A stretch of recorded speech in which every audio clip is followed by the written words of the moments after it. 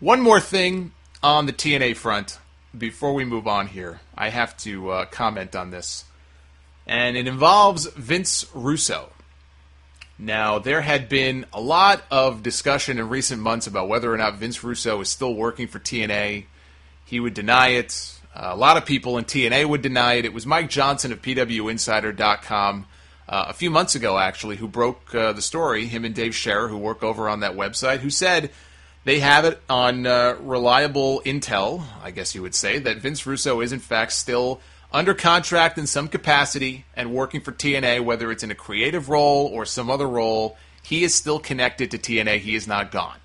And TNA did not want that to get out. In fact, after this debacle that unfolded this week, which I'll get into in a second, Russo even said that it was his employer. It was TNA who did not want word getting out. It was supposed to be confidential. Now, let me ask you this. Why do you think TNA would not want news of Vince Russo working for their company to get out? If Vince Russo is such a sought-after commodity in wrestling, and he is such an integral part of the TNA machine, and he's so great at what he does, and he's such a welcome addition to the roster in that company behind the scenes, why would they go through the trouble of keeping it a secret? I'll tell you why. Because they don't want to be embarrassed. And also, there was some talk that the folks over in Japan, because TNA has a working agreement with Wrestle One and the Great Muta, and word had come down, supposedly from the Japanese side, that if they found out Vince Russo was working in TNA again, they weren't going to be doing business with TNA. Because they do not like Vince Russo. They think he's a racist. They think, if you go back in time, all the Japanese talent they had in TNA, Kazuchika Okada, one of the biggest stars in wrestling right now in New Japan, former IWGP heavyweight champion. He was in TNA before he hit it big in New Japan. So is Hiroshi Tanahashi, two of the biggest stars in all of wrestling in the last decade. TNA had them first, and they were nothing but comedy fodder on that show. And WWE is no better, but the Wrestle One folks never forgot that. They didn't want to have anything to do with Russo, and supposedly they were assured he has nothing to do with this. He has no power anymore. He's not writing the shows. The buck stops with somebody else now. Don't worry about it. And that put their mind at ease. But I find it funny, that Russo, he's so horribly, unfairly bashed and criticized by people. And people just don't understand. They have the wrong impression of him. And yet TNA apparently went through painstaking troubles to make it very clear to him that he is not to tell anybody that he works for them, and nobody was to find out about it, and if they do, just deny it. What a great guy that they went through such trouble to hide this.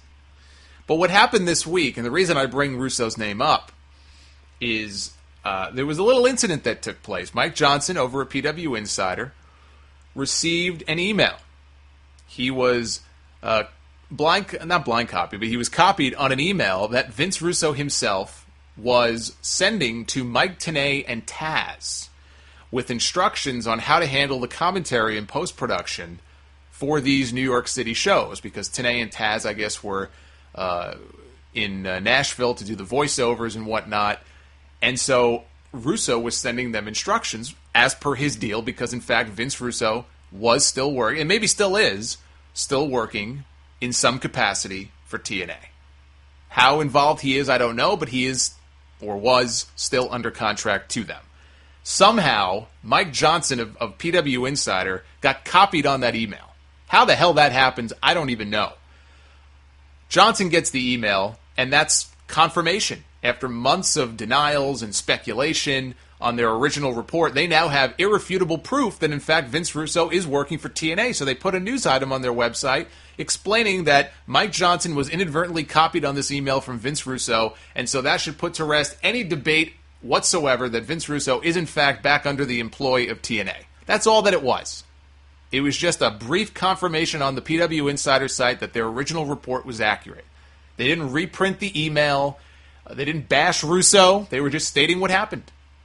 So what followed is so freaking embarrassing. It's so Vince Russo in a lot of ways. He goes on Twitter, Russo does, and he bashes PW Insider. How does he bash PW Insider and Mike Johnson? He drags their name through the mud by going on Twitter and claiming, "Swerve! I swerve them!" This just proves that these so-called wrestling journalists will print anything. They don't check things out. You send it to them and they'll print it like it's fact. I intentionally copied him on this phony email pretending that I'm still working for TNA, and he ran with it, and I swerved him. And he just went on and on and on. He said the swerve still works, and he says, since an unreliable website has brought me so much free promotion, feel free to check out my website.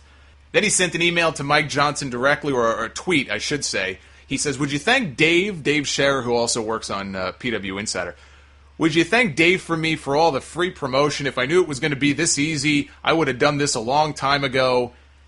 Just so embarrassing. And Mike Johnson stuck to his guns. He said, this is not a swerve. He's trying to save face. I have the email. I can reprint the email if you want me to. The ball's in your court.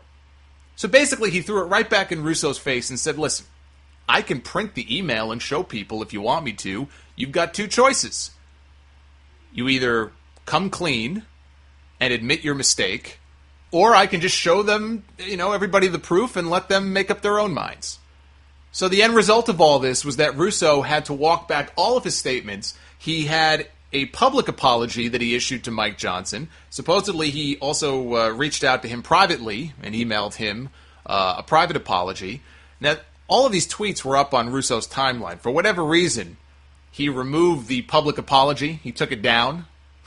I don't know if he had second thoughts, about actually taking responsibility for his actions. I've talked about this on the show before. That's not something that Vince Russo has done much of in the past, is take responsibility for his own words and his own actions. And finally, he did so because he was up against the wall, and then he took down all the tweets, so that's kind of funny. All this does to me is, I told you people, the dude is a slime ball. He's a slime ball. That's all he is. I don't care if he's a Christian, he's a born-again Christian, we all make mistakes. What he did here is an embarrassment. He took a guy, Mike Johnson, and dragged his name and his reputation, his website, that's his business. He dragged the guy's name and rep through the mud, knowing full well he was not telling the truth. That he himself, Russo, was not telling the truth. He knew that, and he made a decision to embarrass the guy for no good reason. You know what that's like? That's like Ryan Braun, okay, that other scumbag in Major League Baseball who got busted for performance-enhancing drugs, and he denied it, and they had proof. I think he got off on a technicality, whatever happened. But in the end, it was proved that, in fact, he did take stuff that he shouldn't have taken. He ended up admitting, his guilt, but not before he dragged the name of the tester who had collected the original samples, and I think he said they were tampered with or something. He dragged that guy's name and reputation through the mud. I don't even think he ever apologized to that guy. But he knew he was lying. He knew he was full of shit. He dragged that guy's name through the mud, threw him under the fucking bus to cover his own ass, and in the end he got caught anyway. That's kind of what happened here. How can you respect somebody like that?